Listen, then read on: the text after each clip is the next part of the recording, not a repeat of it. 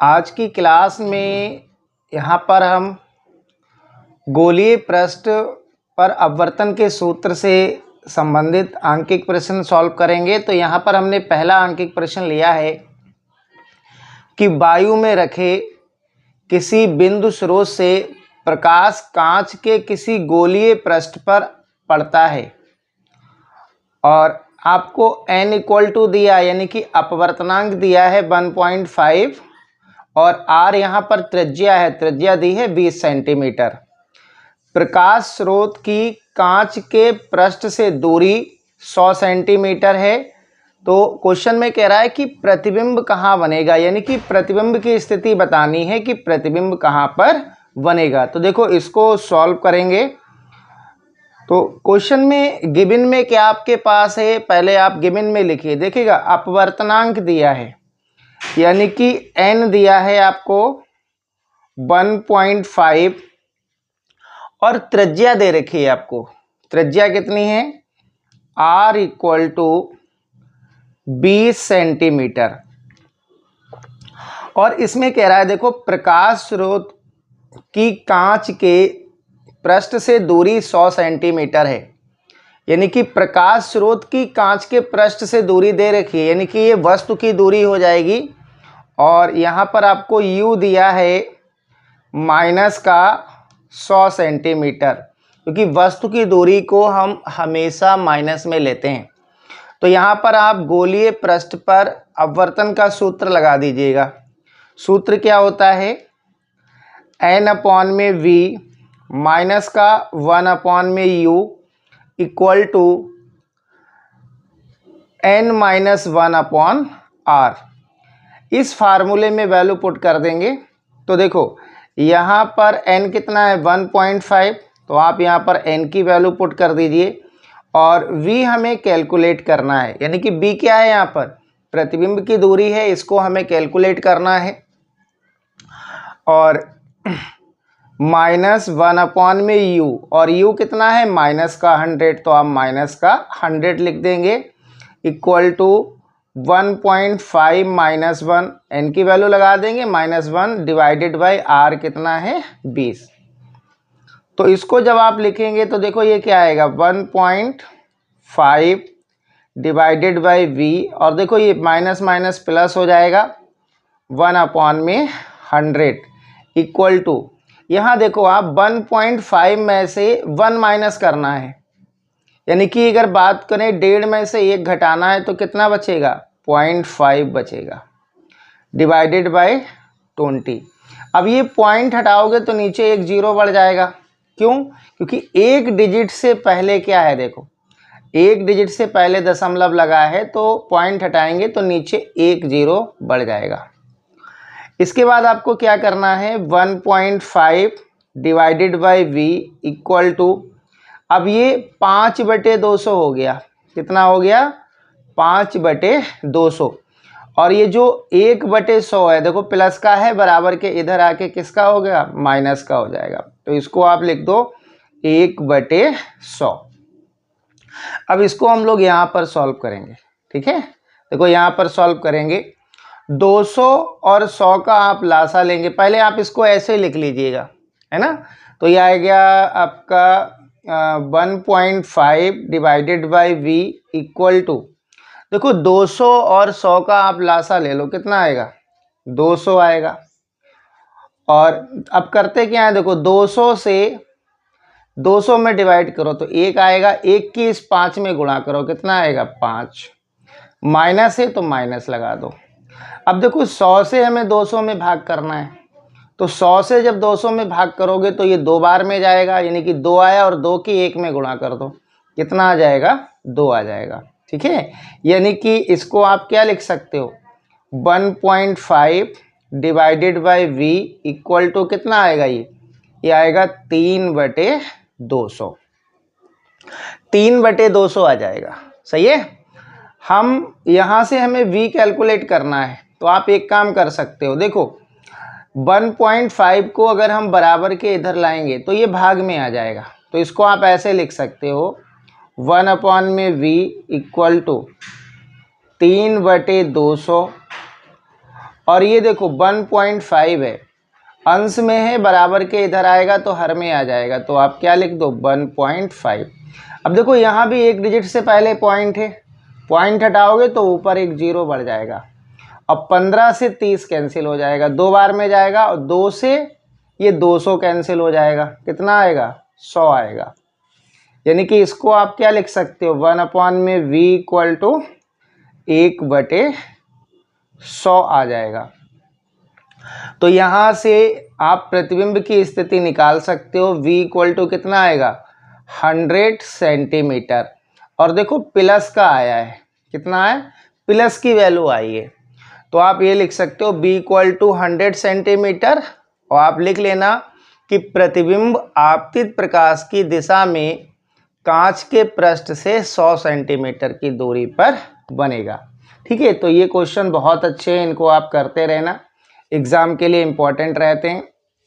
अब देखो यहाँ पर अगला क्वेश्चन हमने लिया है जो आपका बोर्ड एग्जाम में पूछा भी गया है। क्वेश्चन में कह रहा है आपसे कि दिए गए चित्र की सहायता से, तो क्वेश्चन में क्या कह रहा है कि दिए गए चित्र की सहायता से वस्तु AB के प्रतिबिंब की स्थिति तथा उसकी लंबाई ज्ञात कीजिए। यानी कि प्रतिबिंब की आपको स्थिति निकालना है, V निकालना है, और प्रतिबिंब की लंबाई क्या है उसको भी कैलकुलेट करना है, और डायग्राम आपको गिवन में है, और ये क्वेश्चन आपका बोर्ड एग्जाम में पूछा गया है। तो सबसे पहले आप क्या करोगे, इसमें भी सबसे पहले आप गिवन निकालो, आपको क्या क्या दिया है। वैसे तो डायग्राम में सब दिया है, ठीक है, मैं यहाँ लिख दे रहा हूँ। देखो यहाँ पर ये ध्रुव है, और ध्रुव से, और AB क्या है वस्तु है, AB वस्तु है, ये ध्रुव है, और ध्रुव से देखो वस्तु की दूरी कितनी है 40 सेंटीमीटर। तो U बराबर कितना है, जब आप इसको सॉल्व करेंगे तो U कितना है, U बराबर है -40 सेंटीमीटर। क्लियर। और ध्रुव से C क्या है वक्रता केंद्र, और ध्रुव से वक्रता केंद्र तक की दूरी क्या है 20 सेंटीमीटर, और इसको किससे दिखाते हैं R से दिखाते हैं। तो R कितना है, R है 20 सेंटीमीटर, लेकिन ये लेफ्ट में है, देखो लेफ्ट में है तो आप माइनस में लेंगे, कितना 20 सेंटीमीटर।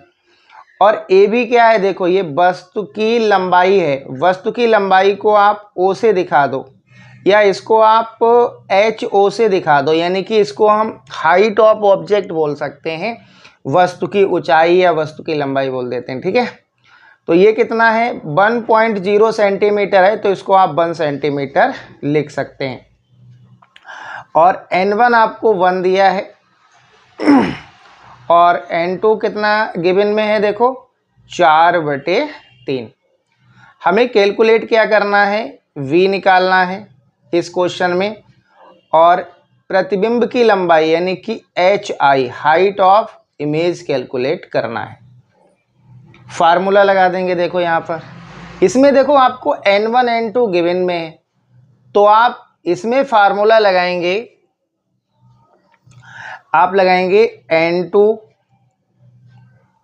बटे में N1, सॉरी N2 बटे में V, N2 बटे में V माइनस का N1 बटे में U, और equal to N2 minus N1 upon में R।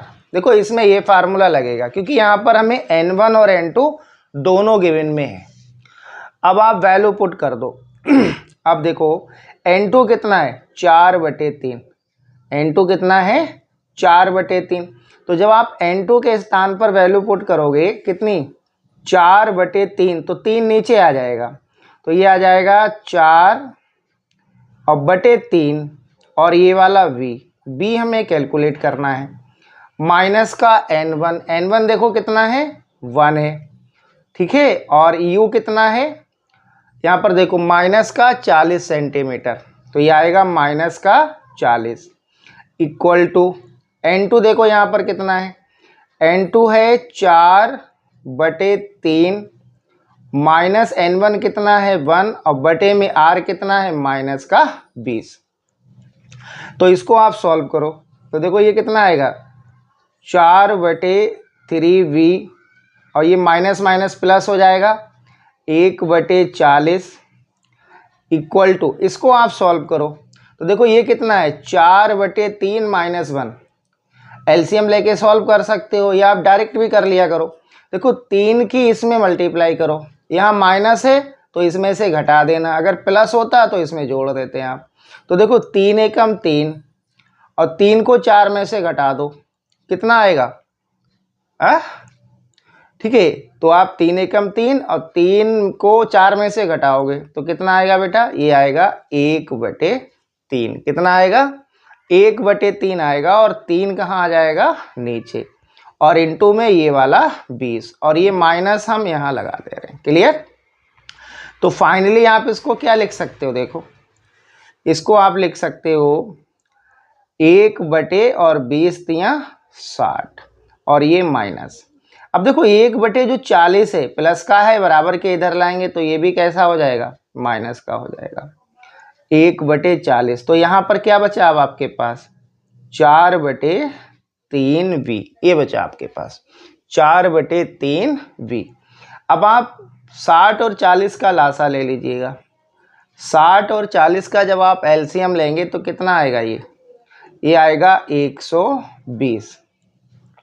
अब 60 से 120 में आप डिवाइड करो, देखो 6 दूनी 12 होता है, 2 बार में जाएगा और 2 की 1 में गुणा करो, कितना आएगा? 2 आएगा। 2 की 1 में गुणा करोगे कितना आएगा? 2 और ये माइनस, फिर यहाँ माइनस है, फिर 4 तियाँ 12 यानी कि ये 3 बार में जाएगा, 3 की 1 में गुणा करो कितना आएगा? 3। तो यहाँ से 4/3v इक्वल टू ये आ जाएगा। अब देखो ये माइनस माइनस क्या हो जाएगा? प्लस हो जाएगा। इसको यहाँ पर सॉल्व कर रहे हैं, ठीक है। तो ये आ गया आपका 4/3v इक्वल टू ये आएगा माइनस का 5/120। क्लियर? अब एक चीज़ और ध्यान रखना, आप इक्वल का साइन लगा हो तो ये बराबर में हम लोग अगर कोई डिजिट कट सकती हैं तो काट सकते हैं। देखो कैसे? ये 3 से 120 कट जाएगा, यानी कि 3 से 12 कटेगा तो कितना आएगा? 40 आएगा, ठीक है। तो आपके पास फिर यहाँ पर क्या बचा?